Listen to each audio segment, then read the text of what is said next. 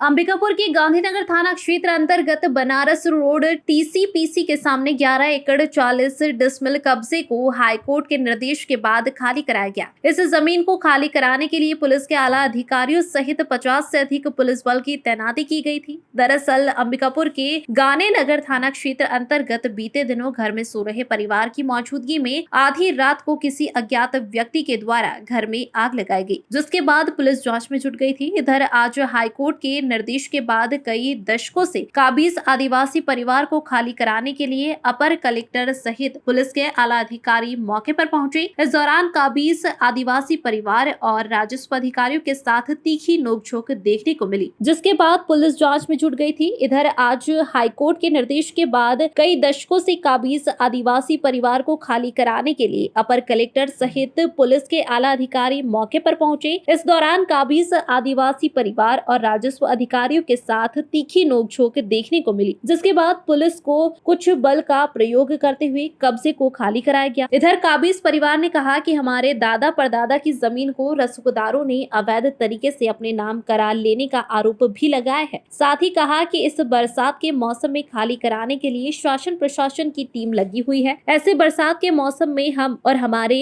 जानवरों को लेकर कहां जाएंगे। इधर एसडीएम ने कहा कि हाईकोर्ट का निर्देश का पालन किया जा रहा है, जिसकी कार्रवाई आज पुलिस अधिकारियों की मौजूदगी में अतिक्रमण कर हटाया जा रहा है। जावेद अख्तर की रिपोर्ट। मैं अनूप प्रताप सिंह टेकाम, जिला कार्यकारी अध्यक्ष सर्व आदिवासी समाज सरगुजा। क्या चीज़ें खाली कराया जा रहा है? ये प्रशासन आदिवासी परिवार को आज घर से बेदखल कर रहा है, जबकि ये जो जिस भूमि पे आज हम खड़े हैं वो भूमि सेटलमेंट के समय से जब झाड़ी जंगल था तब से हमारा जो पूर्वज कंवल साय लोग थे, जिन्होंने झाड़ी जंगल को खूंटी काट कर उबड़ खाबड़ ज़मीन को अथक परिश्रम कर धन व्यय कर कृषि योग्य भूमि बनाए।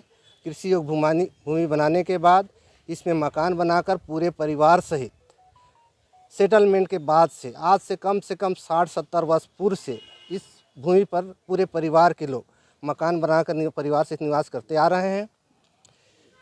और इसी प्लाट का पट्टा हमारे पूर्वज कंवल साय को मिला हुआ था, जिसका खसरा नंबर 323/1 था, जिसकी कुल रकबा 11 एकड़ 40 डिसमिल थी। अब जिस ज़मीन का हमें पट्टा मिला था उस समय ये ज़मीन 323/1 थी और हमारे पट्टा को बाद में एसडीएम के द्वारा खारिज कर दिया, तब भी यह ज़मीन 323/1 था।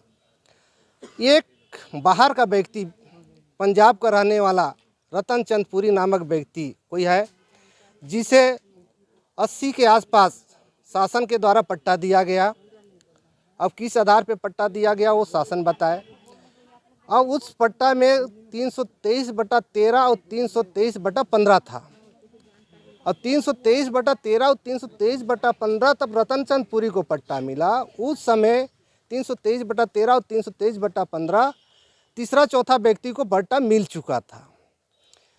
अब रतनपुरी के द्वारा जब 323/13 और 15 को की भूमि कहीं धरातल पे नहीं दिखा, तो इन्होंने भू माफिया लोगों को, बिल्डरों को वो ज़मीन बिना ज़मीन धरातल पे देखे रजिस्ट्री कर दिया।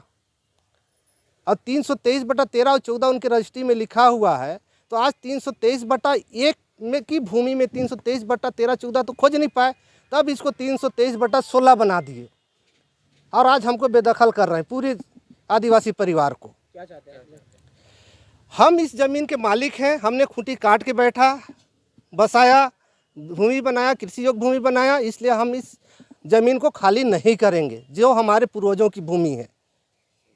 मेरा नाम राधा सिंह मराबी है और मैं यहीं रहती हूँ। यही मेरा घर है और मेरे पूर्वजों ने यहाँ ज़मीन, जब जंगल था तो उसे काट कर यहाँ पे घर बनाए थे और यहीं पे जब से हमारे पूर्वज रह रहे हैं, आज भी हम यही इसी ज़मीन में रह रहे हैं।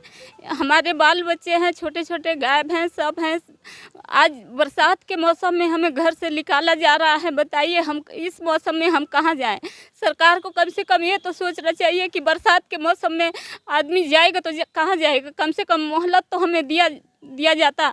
आज किराए पे भी अगर हम किराए भी खोजने जाते हैं तो हमारे कुत्ते बिल्ली गाय भैंस सभी कुछ है, तो हम किसके यहाँ, कौन हमें किराया भी देगा बताइए। हम सरकार से गुजारिश करना चाहते हैं कि यदि वो ज़मीन किसी को दे दिया तो 323/1 की ज़मीन कहाँ है वो हमें खोज के हमें दिला दे।